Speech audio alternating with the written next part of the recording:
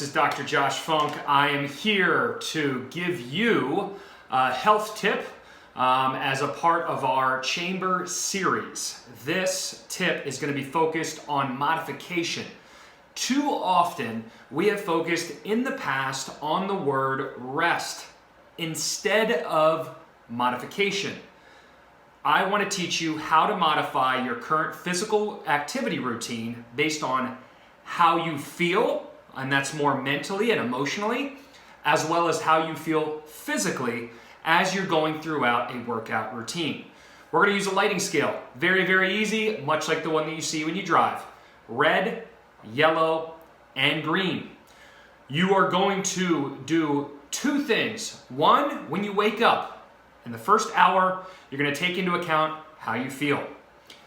How do you feel with your level of fatigue, with your level of energy?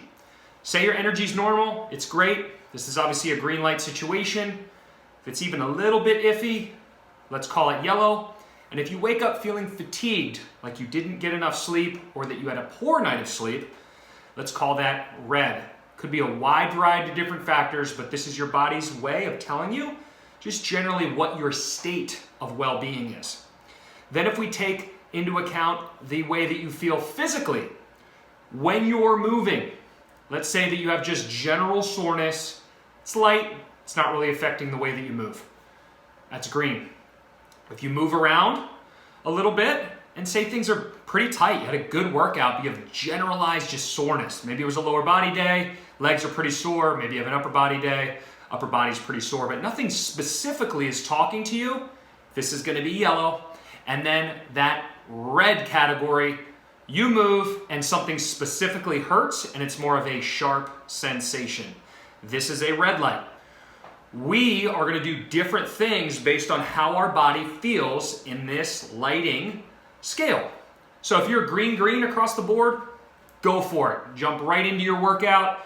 You should feel comfortable pushing yourself based on the level of physical activity that you're used to, but you're able to push into more of a maximal effort range.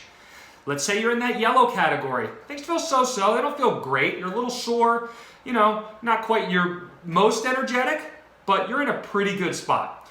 You're going into that workout, you're doing a lot of, say, sub-maximal work, but maybe you're avoiding going to absolute failure and pushing your particular best efforts. Then you've got that red category. That's a situation where we're gonna do very, very low level exercise. So something like walking, biking, hiking. Low-level exercise is going to be unique to you.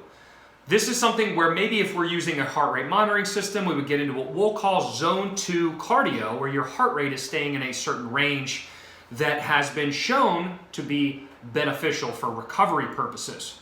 But a rest or a completely no activity is almost always more counterproductive than actually just doing low-level activity. During that low-level activity, ideally, you're not pushing into any of the things that physically put you in that red category.